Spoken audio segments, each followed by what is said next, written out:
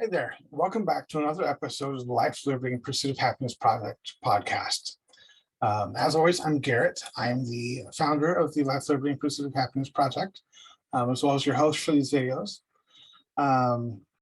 So wanted to talk about another study today. I've been finding a lot of great studies and bits of research out there that I feel are really beneficial and can be educational for us, as well as some other things. So we have got some ideas for some other types of videos as well. So we'll see how all that goes. Trying to branch out into a little bit more variety in content. Hopefully that'll be more entertaining. It also probably will help me get more videos out. That will be beneficial for reaching you and getting beneficial information into your hands so that you can be empowered and do what you need to with it. So I wanted to talk about a couple of studies this time. So one is from the Ohio State University. And I got this from an article posted to phys.org. That's PHYS as in physics or physical. So phys.org, I actually really love them. They share a lot of summaries of articles and studies and just all kinds of information relating to a variety of sciences. So I mostly look at them for information about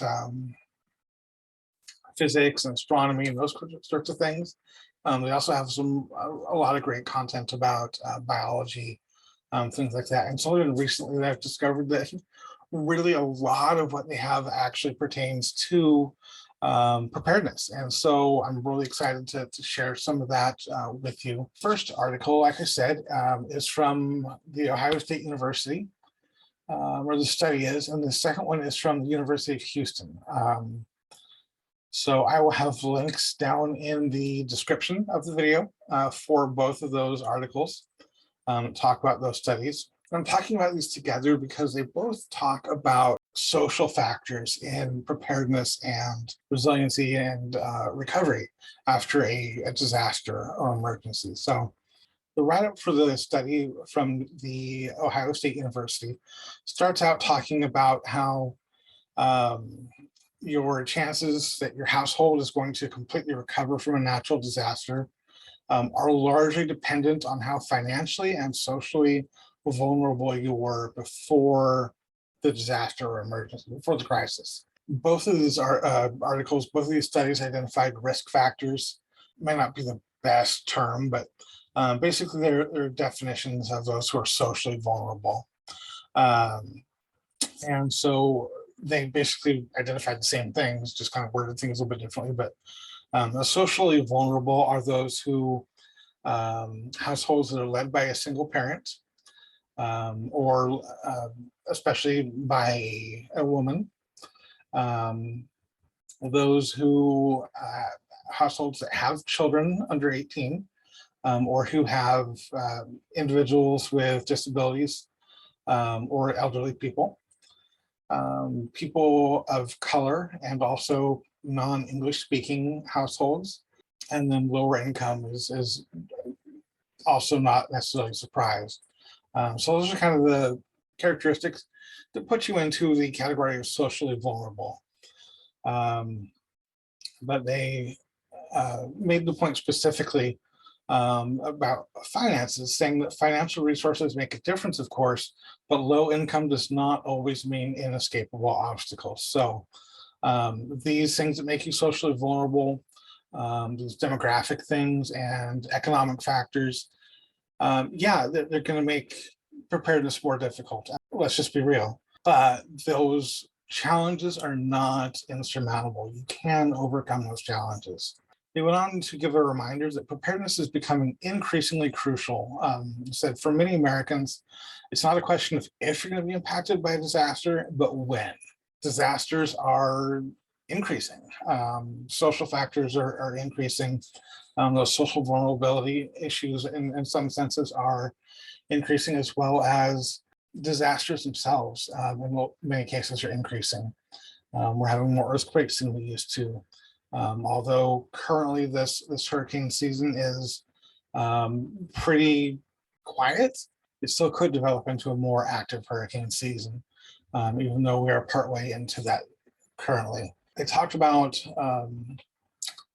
being minimally prepared. And so the definition that they gave in this article here for minimal preparedness is that you have the most essential elements for evacuating or for sheltering in place for 3 days. So basically, you've got the really key things that are absolutely necessary to survive the first 3 days after a disaster. So their definition for that included emergency funds, access to supplies to get through 3 days without power or running water, and access to transportation. Obviously, supplies to get through 3 days without food or water, or excuse me, without power or running water is going to mean your food supplies and your water storage as well.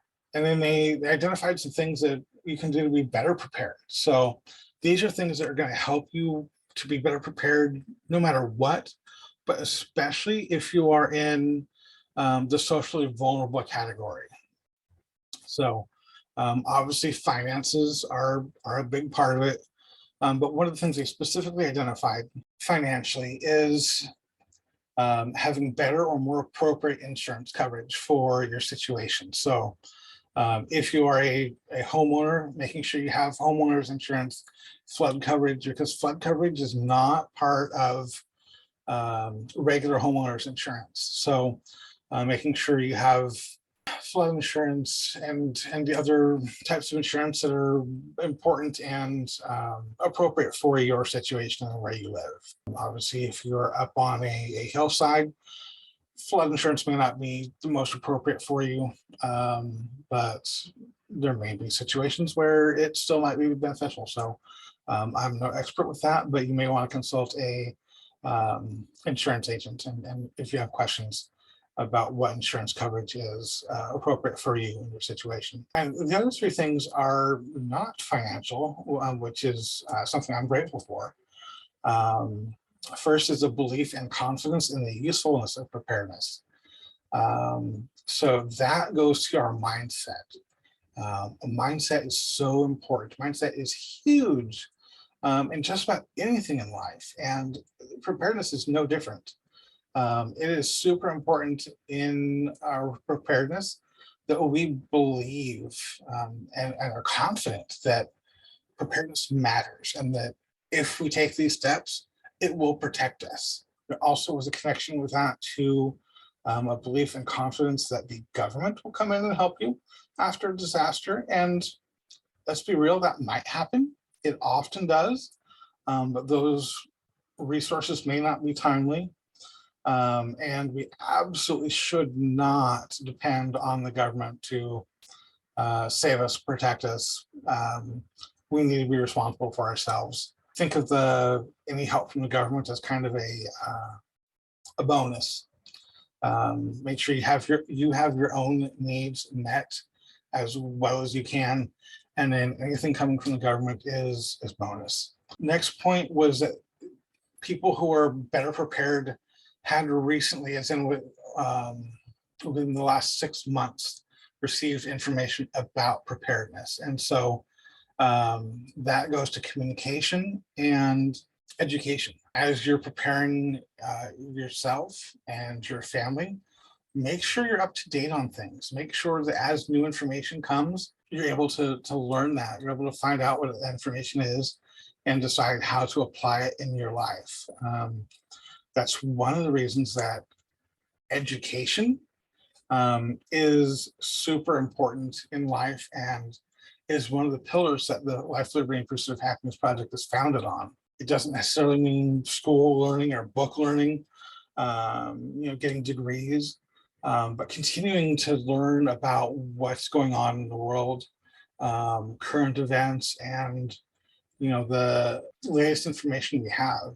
A few weeks ago, I shared with you information about how they're learning about subduction zone earthquakes, and that the area where the plates go under I forget what the term is, but anyway, the more sand there is, sand and silt and stuff at the bottom, the broader that area is and the deeper. At the point of the intersection, the bigger the tsunami that occurs. So that's something we recently learned, and we're constantly learning new things. Well, part of why I'm doing these videos for you is to help you to have that information. I'm probably going to be restarting the Life Liberty and Pursuit of Happiness Project email list here in the near future. There's a lot of information that I come across that I don't share here in these videos because I don't necessarily think it warrants or lends itself to discussion. And so,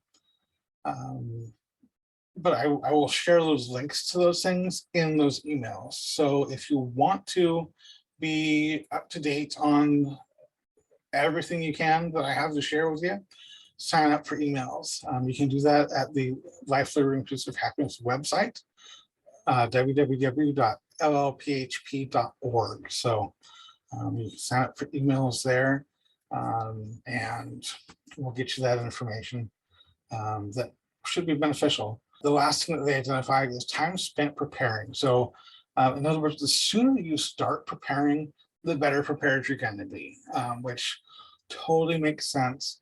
So if you aren't prepared yet, if you haven't even started, start now. Start doing those little things.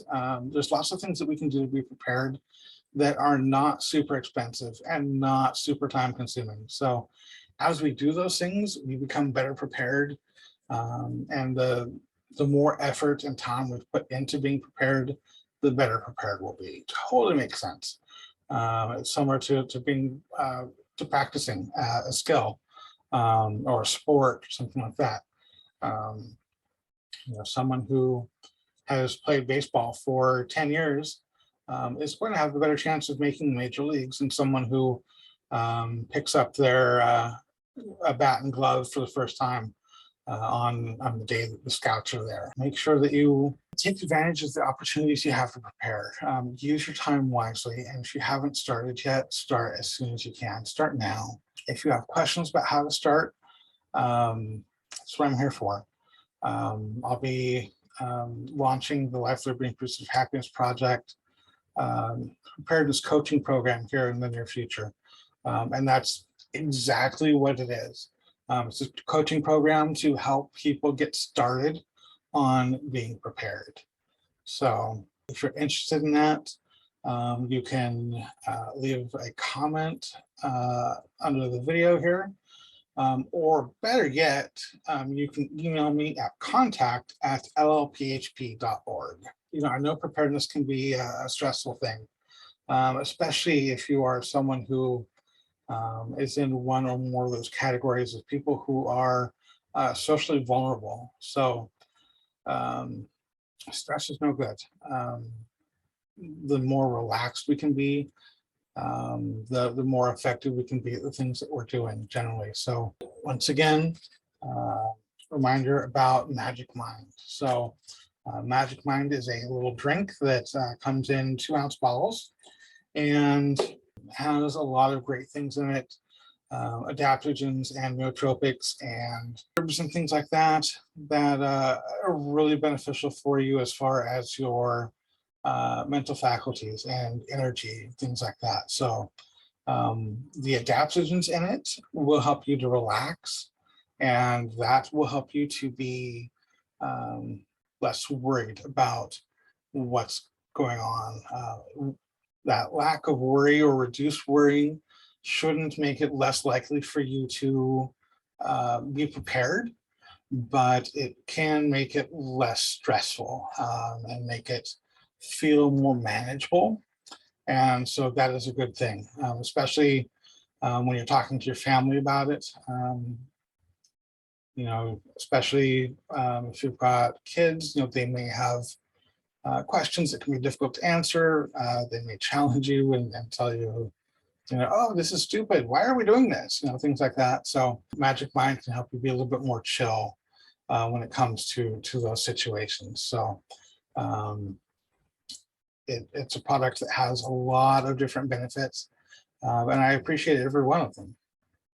So I recommend it to anyone who is financially able to purchase it and who wants to have increased mental faculties, better ability to think, be calm, and less stressed. And anyone who wants to put themselves in a better situation mentally. So if you're interested, you can always go to magicmind.co/LLPHP and then enter code LLPHP20 at checkout, and you can get 20% off of your first purchase. That's magicmind.co/LLPHP and code LLPHP20 at checkout for 20% off your first purchase. Again, I will have that down here in the description of the video. I hope this has been something that you feel is valuable for you as far as your time and the information I've brought you. I hope it's been educational for you and can help you be better prepared. Know that even if you're in a situation where preparedness is not easy, there are things that you can do. And like I said, mindset is one of those big things. Belief and confidence that preparedness is something that's useful and is something you can do because you can. It is important and you can do it. I believe in you. I know you can do it. I have no question whatsoever. And I'm here to support you in that. So I appreciate you. I appreciate the time you've taken to listen to this. If you have the opportunity, I'd appreciate it if you do the things that people usually ask you to do with podcasts and videos. Like, share, subscribe. And I appreciate you. Thank you for your time. I appreciate you taking the time, spending that time to listen. I hope that what I have brought to you has been worth your time. So if there's any way I can improve, if you have suggestions, again, comments or contact at llphp.org. Love to hear your feedback so that I can better serve you. I will talk to you again soon. Have a great day.